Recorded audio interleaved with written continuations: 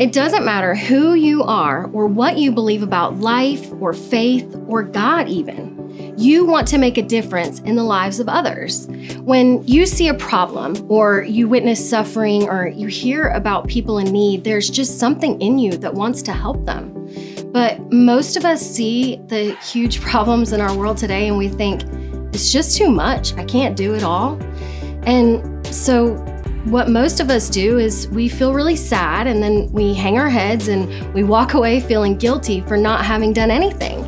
And that's where many of us were at Community Christian over a decade ago when we got really focused on the issue of extreme poverty in our world, which is anyone living on less than $1 a day.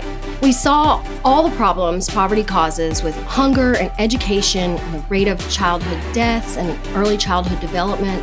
And the problem was so big that we knew we couldn't fix it. So it felt natural to give up and just admit there's nothing we can do.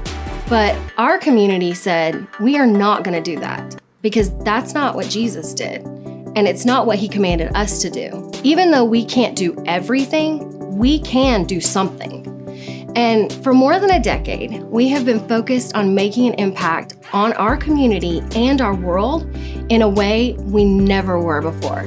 And we set aside time each year to encourage each other to do what we can do and watch God do what only he can do. And over the last decade, we have been blessed to participate with God in what has become a worldwide effort that even during a worldwide pandemic has continued to make strides in seeing child poverty rates in this country decrease. And it's not because those of us at Community Christian are more compassionate or caring or more brilliant than anyone else. It's because we have decided to take seriously Jesus and his way of life that leads us towards compassion, service, and selfless giving to those in need. And we're not done. There's still more we can do. And if we can do something, then we should do something. Because the God who generously sent Jesus to us has sent us in the name of Jesus to offer love and support and help to our world. And even though that task may feel overwhelming and complicated and maybe even doomed to fail, we know that Jesus offers us a life that is light and easy and it's full of purpose when we do something with him. So no matter who you are or what you believe about God, you are invited to join us as we do something in the name of Jesus. Because no matter what you think about God, he can't stop thinking about you. He is for you and he only has good in mind for your life. And we want to help you experience the life of purpose that Jesus has for you. Hi, my name is Heidi and welcome to Community Christian Anywhere.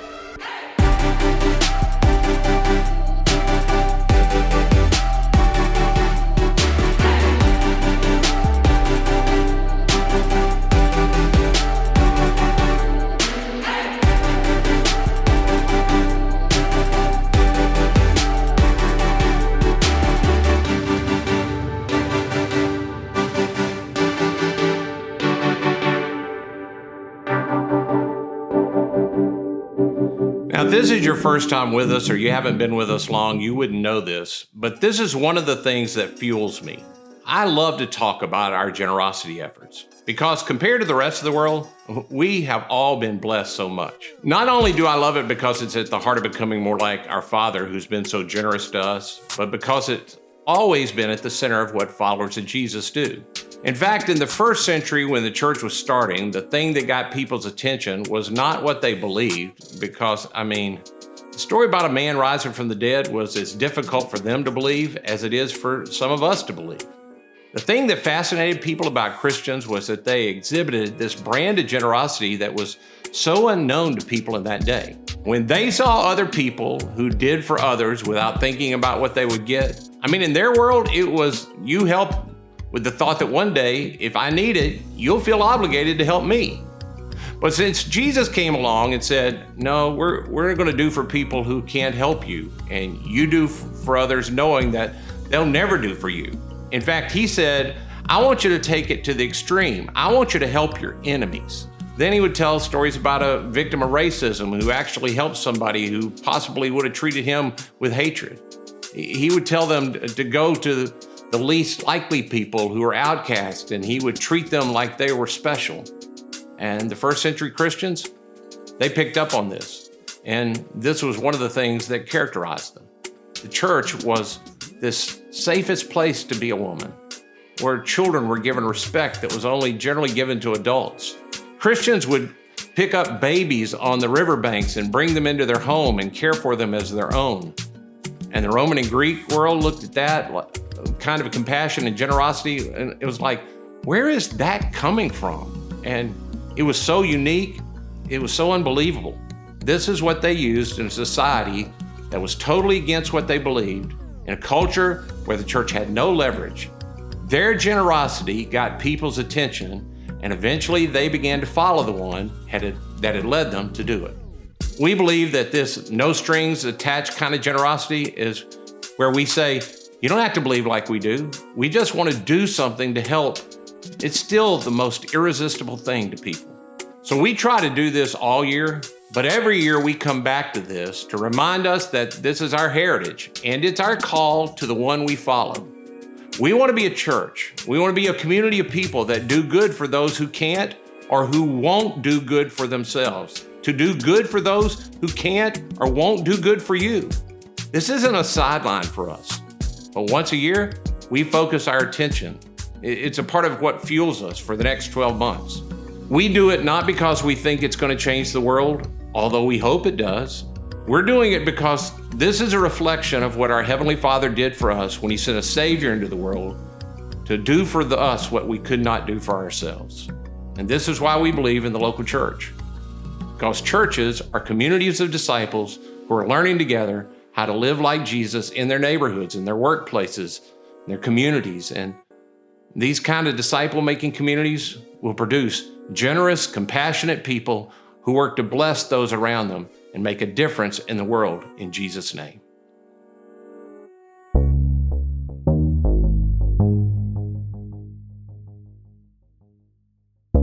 Three years ago, I sat down with 100 city officials, business owners, principals, and asked 4 questions. What's your dream for the city in the next 5 years? What are its greatest needs? What would you love for the relationship between the church and the city to look like? Or what does it look like? And what would you love for it to look like? And sadly, when I got to those last 2 questions, every single out of 100 people, every single person that I met said, you're the first church to actually come and ask us what we would love for it to look like. We believe that the church should be the greatest agent of change in a community. And so we try to live up to that and live by that code and that desire and that dream.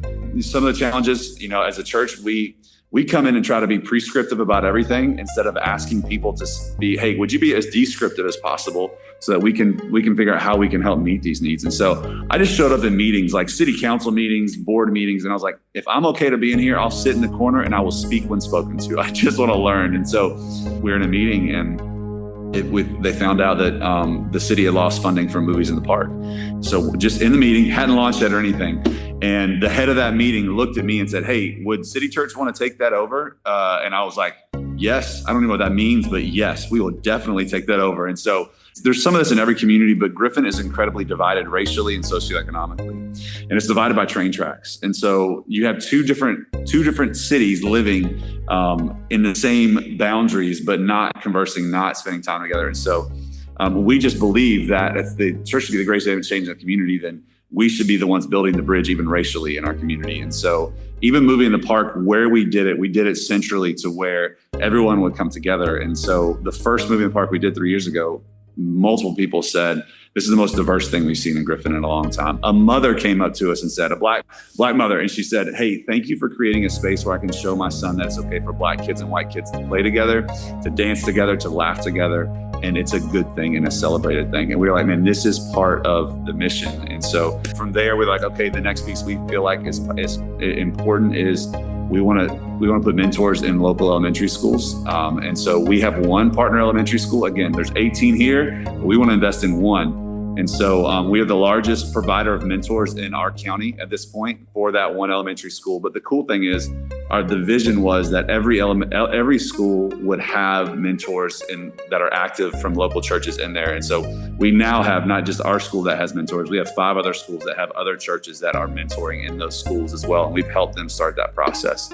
And so we went from that to the biggest one that we're incredibly excited about right now. Because again, it's the same, what you guys feel as well. The church should be the first phone call when there's a need in the community. Like, sadly, it's not that way, but the church should. And that's been our desire. Back in January, the county basketball rec department, the board stepped down for just different reasons. And so they were not going to have rec basketball this year. And we were the first name that got brought up in the county rec meeting. And the question was, would City Church be interested in taking over this program? And so we got a phone call. My initial response was yes. And then I thought about it and I was like, hold on, we need to know what this actually entails. And so we presented it about 4 months ago to the rec department. We got unanimous yeses to launch Spalding United Youth Basketball. And so now we are the single provider of rec basketball in Spalding County. And so we just had our first workout this past Saturday. And so we had 300 kids.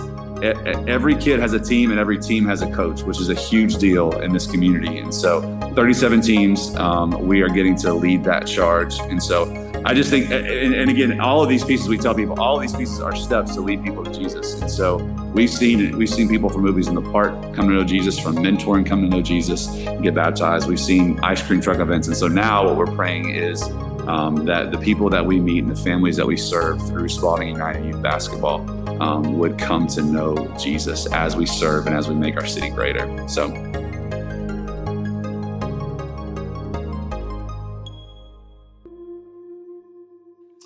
And here's the interesting thing. This whole idea of no strings attached generosity, although it's so prevalent in Jesus' teaching, it was actually a part of the introduction of Jesus into the world. Luke, who wrote one of the books of the Bible that talks about the life of Jesus, he begins his account of Jesus with the story of a man named John.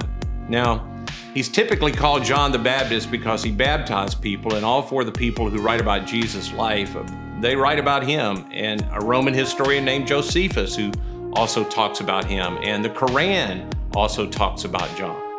So nobody really doubts that he was a historical figure, and all of them agree on his role in history. It was to introduce Jesus into the world and to get the world ready for the fact that God was about to do something on the planet that was going to be unique. So he shows up like a wild and crazy guy, one of those guys that you want to go see, but you want to go with a group because there's safety in numbers. He was a guy you'd watch from a distance, but you'd never invite him home for dinner because he was loud and obnoxious, kind of in your face. But he got the attention of everybody in Jerusalem, so much so that one of the writers about Jesus' life says this: all of Jerusalem went out to see him. Now, I doubt the whole city went out, but he had everybody's attention. So this writer, Luke, tells us a little bit about John the Baptist, and I want to focus on one particular thing that he said. Here's how Luke writes it, and I want you to notice he writes it like history, not like a story. He doesn't start a long time ago in a place far, far away. Instead, he says, in the 15th year of the reign of Tiberius Caesar, when Pontius Pilate was the governor of Judea, Herod, the tetrarch of Galilee, his brother Philip, tetrarch of Iturea and Trachonius, and Licinius, tetrarch of Abilene, during the high priesthood of Annas and Caiaphas. He's saying, I want you to know this actually took place. The word of God came to John, son of Zechariah, in the wilderness. He went into all the country around the Jordan, preaching a baptism of repentance for the forgiveness of sins. And then Luke pulls out from the narrative, and before he tells us too much about John, he says, let me tell you who John was. John was actually predicted. Someone actually predicted John way long before John ever showed up. Then he quotes an Old Testament prophet, Isaiah, and reminded the people of his time that Isaiah told us that before God shows up in history, he's going to send a person who's going to get everybody ready for the message of God's chosen Messiah. This is who John is. He's the front man for the Messiah. And then he tells how John greeted the people who came out from Jerusalem to see him. Imagine being greeted like this at church. Here's your bulletin. You brood of vipers, sit down over on the third row. You brood of vipers, who warned you to flee from this coming wrath? This is why you went with a group and you kind of stood at a distance and you watched. And then he said, produce fruit in keeping with repentance. He says, don't you tell me you're the children of God. I don't care what you believe or what your mama taught you. I want to see some evidence that something has changed. Don't tell me you had an experience with God. I want to see evidence. There needs to be something visible in your life that tells the world that your heart is right with God. That's what will prepare you and assure you that you're ready for what God's about to do. This guy is bold. He says, don't tell me who you're related to or how much you've been to church. I don't care about any of that history. I'm talking about you, here and now. If I don't see evidence from you, then it doesn't really matter what kind of decision you made in the quietness of your heart. I mean, this was so direct and so offensive to people when he says, I know you say you're Abraham's children. That makes you about as valuable to me as a rock. And if you don't do something, there's an axe ready to land on the root of the tree, and God's going to cut it down and throw it in a fire. So some of them listen, and I can imagine sort of timidly, they raise their hand and they ask, so what should we do? In other words, if there needs to be fruit that's visible, if there needs to be outward evidence of the fact that we've got our hearts in sync with what God's going to do, then what should we do? John replied, go to church. And after a while, you read the Bible. No, that's not what he said. But that's what everybody's expecting in our world that he would say. We would expect, if you were asking a religious question, you'd get a religious answer. If this is all about getting things right with God, then surely the answer is going to have something to do with God or church or temple or sacrifice or prayer or read something or devote yourself to something. Instead, John is like, you really want to know what evidence of the fact that what's going on inside of you is syncing up with what God wants to do on the outside of you? Then here it is. John answered, anyone who has 2 shirts should share with the one who has none. Now wait a minute, John. John, I think you missed it. You were telling us about God. He wants us to do something, and we need to bring forth fruit to show that we're ready for God to do something, and we're ready. So what should we do to show we're ready? I just told you. If you have something and somebody has none of something, you should give one of what you have so that both of you now have one. But John, that's not religious. That's the kind of stuff we teach our children to share. Are you sure that's evidence of our hearts that they're where they need to be? John said, oh, my bad. I did forget something. Also, anyone who has food to share should do the same. Now, this is hard for us to get in our culture because around your house, everywhere you could drive and get more food than people in the first century saw in a lifetime. Food was scarce. When Jesus taught them to pray to give us today our daily bread, that's the way most of them lived. Everybody got a daily allotment of bread, and that's about it. Few people had vegetables, but if you've been to this part of the world, you know it's hard to grow anything. So when he said, oh, by the way, if you have extra food, they were like, wait a second, not food. Maybe a shirt, because I can live without a shirt, but you run out of food? Well, that's a whole different thing. John's like, you want to know if your heart's ready for what God's about to do? Then you give what may be the most difficult thing for you to give. Then we'll know you're ready. They're thinking, we're talking about God and you're talking about food? I'm trying, John, to be right with God and, the vertical kind of thing, and you keep pointing to other people. What's the deal with that?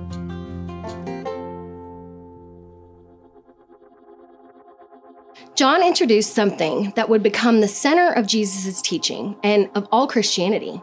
John introduces the idea that you can't be right with God and be off with people. And we are called, as Jesus would eventually teach us, to do unto others as our Heavenly Father has done and is continually doing unto us. And if you are unwilling to do for others what God has done and is doing for you, then don't think that everything is okay with you and God. But it isn't only religious people who needed to understand this. You see, it wasn't just those who thought they were right with God that were listening to John. There were two other groups there. The next verse says, even tax collectors came to be baptized. Teacher, they asked, what should we do? Now, if you read the Bible, you'll find that in Jesus' day, there were two groups of people that nobody wanted to associate with: tax collectors and sinners. And the tax collectors were seen as being so bad that if you were in the group called the sinners, you were offended if somebody thought that you were a tax collector. Oh, I am not a tax collector. I am just a good old-fashioned, dirty, rotten sinner. Do not get it wrong. So, this group of people who had been put so outside of all proper circles of society were standing there, and they're thinking, is there any hope for me, a tax collector? If I want to show that I'm ready for what God is doing, what should I do? And John says, don't collect any more money than what you're required to, which basically means you're gonna have to stop doing your job. Because that's what they did, was collect more than what was required. And that's how they got paid. That's how they fed their children. John says, you have to do something different. What he's telling them is that they are going to have to do the right thing, not what they can feel right about doing. I know you can feel okay about collecting more than what is owed. That's what you've been doing, and everyone expects it, and you have the power of the Roman army behind you. But don't do what you can get away with. Do what is right. And there's one more group there as well. It's a group of soldiers, and they are just there to keep an eye on things and to make sure that the crowd doesn't get out of hand. But then some of them start to listen to what John is saying, and they decide to ask, what about us? What should we do? And he replied, don't extort money and don't accuse people falsely. Be content with your pay. It's the same thing. Don't do what you can get away with because you have the power of the army. Do what is right. To his audience, he said, if you want to exhibit the kind of fruit that says your heart is ready for what God is about to do, you have to be charitable. You have to be just. It takes generosity, compassion, and justice. What you do matters. What you do is a reflection of what's in your heart. And when the forerunner of Jesus was asked, what should we do in response to God's coming kingdom? He didn't even mention anything religious. He just said, be generous and be just. And that will be the evidence that you're ready for the kingdom of God in your midst. In other words, he said, I want you to provide for those who need provision, and I want you to protect those who need protection. This is life in the kingdom of God, and followers of Jesus, we are kingdom people.